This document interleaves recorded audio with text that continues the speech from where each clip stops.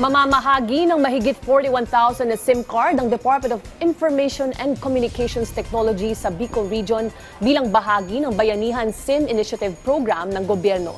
Alamin natin ang detalye mula kay Connie Kalipay ng Philippine News Agency. Bayanihan SIM Initiative ay ipapamahagi sa mga lugar na mahina o walang koneksyon sa internet.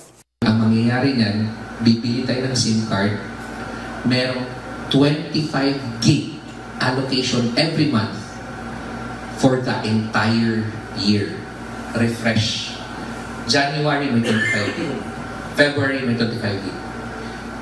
Pagdating sa December may 25 gig. Ibibigay natin libre sa mga estudyante.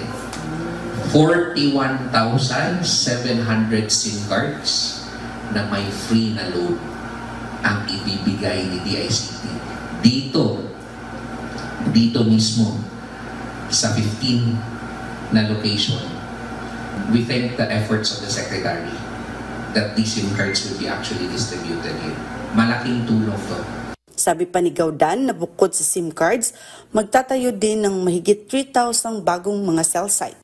Require namin si service provider na magtayo sila ng cell sites. So by virtue of purchasing SIM cards, they will also be expanding their network. So because of this, around 3,000 new sites will be established. So can you just imagine that? That is bringing the people closer to everybody. And it will open the floodgates of possibility.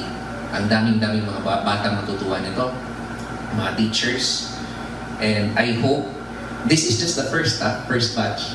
Next batch, meron pa. Ang mga benepisyaryo ng SIM card ay pipiliin sa pamamagitan ng pakikipag-ugnayan sa Department of the Interior and Local Government, Department of Social Welfare and Development at Department of Education.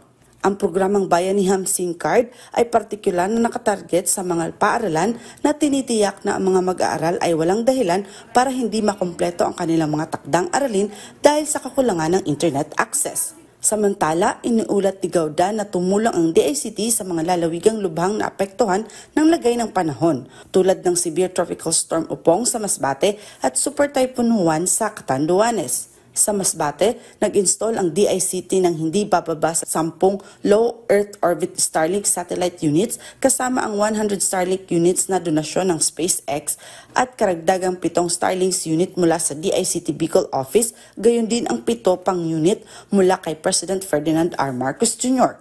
Sa Catanduanes, 37 Starlink units ang na-activate at 2 Starlink unit ang na-install. 2 unit ng Starlink sa mga paaralang matatagpuan sa Tiwi Albay ang inilagay din. Mula sa Albay para sa Integrated State Media, Connie Kalipay ng Philippine News Agency.